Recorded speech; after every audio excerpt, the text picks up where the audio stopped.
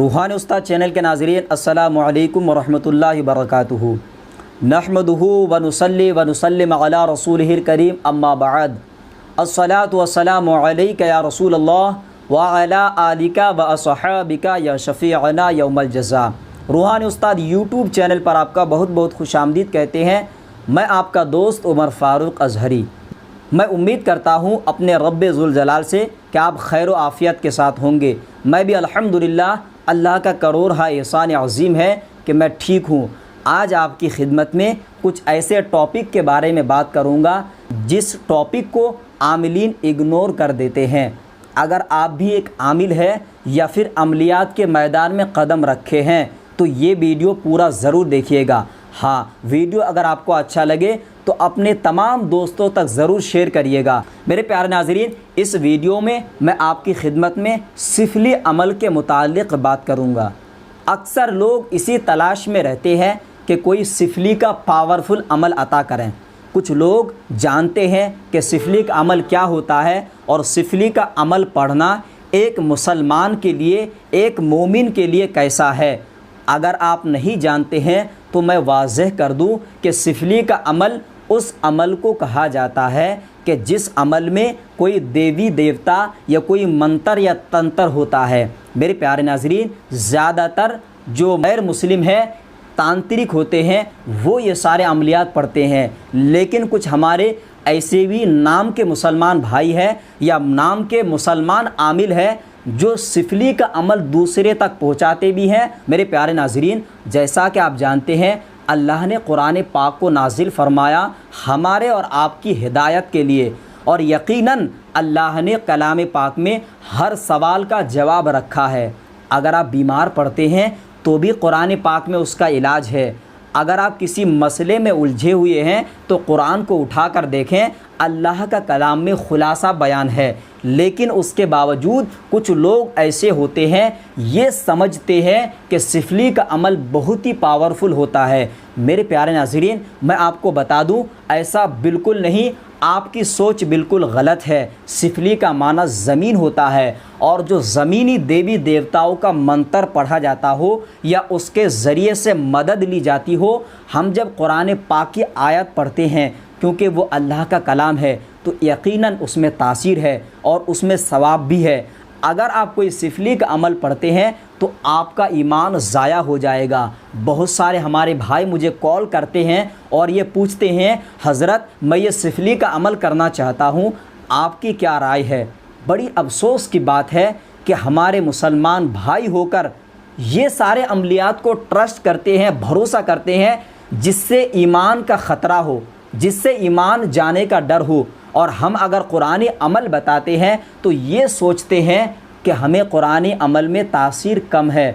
बड़ी अफसोस की बात है, जबकि कुरान पाक में हर एक चीज़ का खुला बयान है, हर एक चीज़ का इलाज है। आप जानते होंगे कि जब रसूल अकरम सल्लल्लाहु अलैहि वसल्लम को जादू किया, तो बताओ मुझे कि जो जादू किया गया था, क्या वो अच्छा इल्म था? बिल्कुल नहीं, वो एक सिफली अमल था। लेकिन मुझे बताओ कि सिफली अमल की रद्द के लिए अल्लाह ने कुरान पाक में सूरह फलक और सूरह नास को नाजिल फरमाया।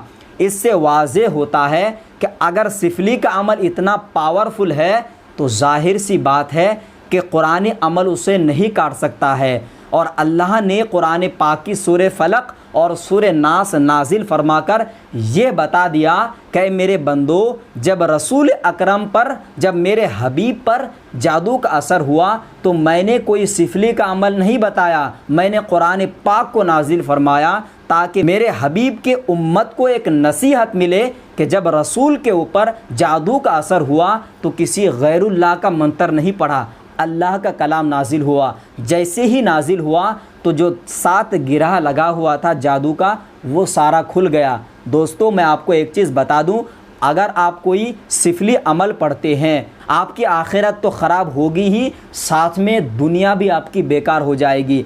मैंने देखे हैं अपने ज़िंदगी के बहुत सारे ऐसे आमिल हैं जो सिफली का अमल पढ़ते हैं या करते हैं या लोगों को करवाते हैं, उसके चेहरे पर लानत बरस रही है। अगर आप एक नूरानी अमल पढ़ते हैं तो अल्लाह का कलाम पढ़ने में सवाब ही सवाब है। एक हरफ पढ़ते हैं तो अल्लाह आपको 10 नेकियां देता है। عمل پڑھتے ہیں تو آپ کو ثواب کے ساتھ ساتھ آپ کی پریشانی بھی دور فرماتا ہے۔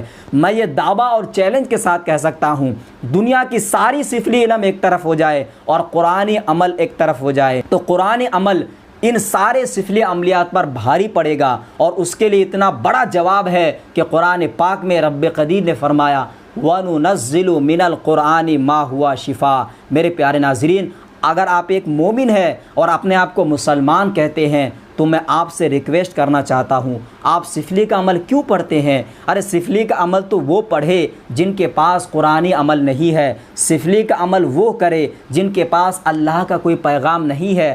ہمارے پاس تو قرآن پاک موجود ہے اور رسول اکرم کی زندگی ہمارے سامنے ہے کہ ہمیں کیسے گزارنی چاہیے اور قرآن پاک سے کیسے فائدہ اٹھانا چاہیے۔ دوستو ہمیشہ یاد رکھیں، آپ اگر سفلی کا عمل پڑھتے ہیں تو سفلی کے عمل میں منتر ہوتا ہے جس میں کبھی غیر مسلموں کے دیوی دیوتاؤں کا نام لیا جاتا ہے تو کہیں پہ سوگند دی جاتی ہے جو کہ بالکل حرام ہے، اور ایسا کرنے والا ایمان سے خارج ہو جاتا ہے۔ لہٰذا آپ کو چاہیے کہ ایسے عمل سے پرہیز کریں۔ ایمان بہت بڑی دولت ہے، اگر ایمان آپ کے پاس سے چلی جاتی ہے اور ایسے میں آپ کی موت ہوتی ہے تو آپ بتائیں جو دنیا کی زندگی ہے وہ 75 سال یا 80 سال یا 100 سال، اتنی زندگی آپ کی لمٹ ڈالی ہوئی اللہ نے ہے، لیکن جو آخرات کی زندگی ہے اس کی کوئی گنتی نہیں ہے، جو چلے گئے ہیں اب تک واپس نہیں آیا۔ لہٰذا آپ سے پرخلوص میری ریکویسٹ ہے کہ اس ویڈیو کو اتنا پھیلاؤ کہ ہر دوستوں تک پہنچ جائے